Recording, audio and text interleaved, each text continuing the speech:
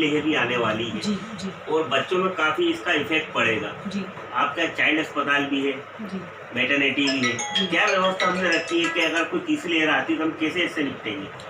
Sir, निपटने वाली बात तो ऐसी है कि जिस तरह से गवर्नमेंट हमको जो जो चीज़ गाइडलाइन बताती जाएगी उसी गाइडलाइन के हिसाब से हम आगे बढ़ते चले जाएंगे और तीसरी लहर की तैयारी करेंगे। हमारी क्या तैयारी है अस्पताल को? हॉस्पिटल की क्या तैयारी है? हॉस्पिटल की सर तैयारी है, जैसे भी पेशेंट्स आएंगे देखते हैं। ऑक्सीजन की व्यवस्था सर है आईसीयू रूम्स कितने? आईसीयू है सर, 7 बेडेड है हमारे यहाँ। प्राइवेट रूम 4 है सर हमारे यहाँ। जनरल वार्ड है सर पूरा। और अपना ऑक्सीजन की लाइन है या ऑक्सीजन की सेंट्रल लाइन है सर हमारे यहाँ। कितने सिलेंडर डोज यूज हुए? सर हमारे यहाँ तो 4 जंबो हैं और 2 छोटे सिलेंडर्स हैं जो पर्याप्त हैं हमारे हॉस्पिटल के लिए, हमारे 30 बेडेड के लिए जो पर्याप्त है।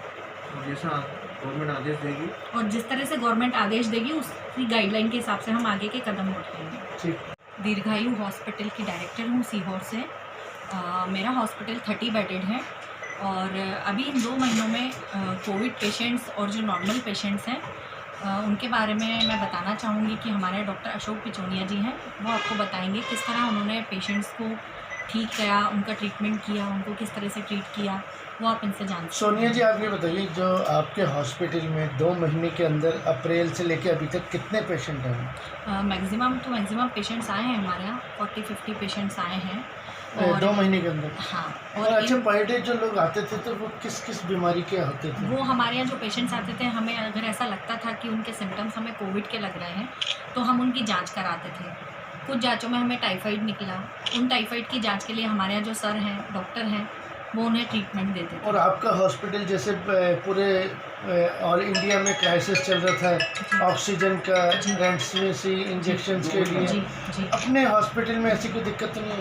नहीं, हमारे हॉस्पिटल में सर अभी तक ऐसी कोई दिक्कत नहीं आई, क्योंकि अभी शिवराज सिंह चौहान जी, माननीय मुख्यमंत्री जी ने जो ऑर्डर्स किए थे, उस ऑर्डर्स के मुताबिक हमने अभी लास्ट मंथ ही इसको कोविड में पेशेंट्स एडमिट करने का निर्णय लिया था, क्योंकि उस दौरान हमारे पास ऑक्सीजन नहीं थी और ऑक्सीजन इस दौरान भी हमारे पास इतनी अवेलेबल नहीं थी, लेकिन कुछ पेशेंट्स जो नॉर्मल, माइल्ड और मॉडरेट पेशेंट्स हम हमारे यहाँ लेकर ठीक कर सकते थे। अच्छा मैडम, आपने जो हॉस्पिटल के मालिक के हैसियत से, कुछ पेशेंट ऐसे भी आए होंगे गरीब जो अपने हॉस्पिटल की एडमिट तो हो गए मगर फीस नहीं दे पा रहे होंगे, तो फिर उनकी आपने कुछ हेल्प की? बिल्कुल सर, बिल्कुल हेल्प करते थे सर हम लोग।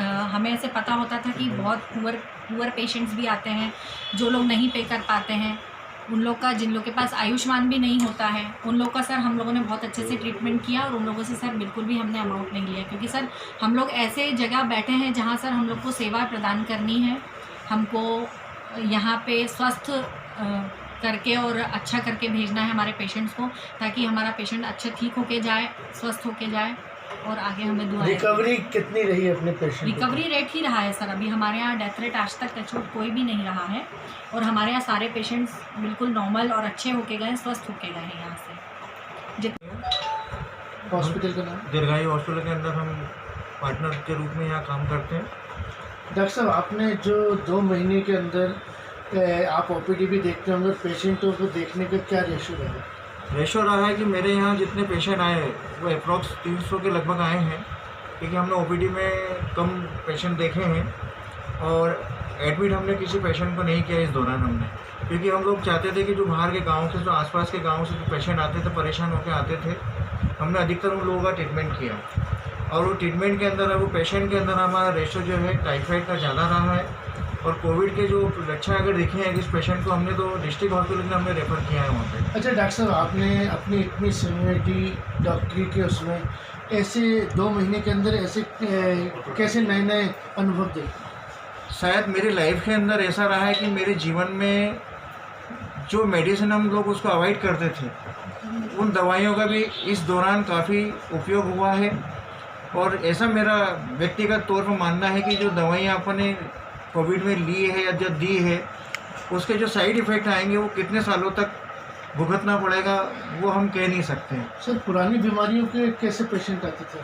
पुरानी दवाई अधिकतर मेरे पास टाइफाइड में रहे और जो हमारे पुराने पैटर्न में जो चला आता था उसी के अंतर्गत हम उसमें ट्रीटमेंट करते थे, लेकिन कोविड के अंदर जो ट्रीटमेंट दिया गया है वो मैंने तो नहीं दिया है, लेकिन जहाँ तक मुझे नॉलेज में आया है लेकिन उसमें जितना स्टेरॉइड दिया गया है, सर क्या ट्रीटमेंट में आप क्या टैबलेट्स वगैरह लिखते थे इन लोगों को और क्या इंजेक्शन एक्चुअली क्या है, मैंने ज़्यादा यूज़ किया है तो उसमें क्लोरोफेनिकल ज़्यादा यूज़ किया है टाइफाइड के अंदर।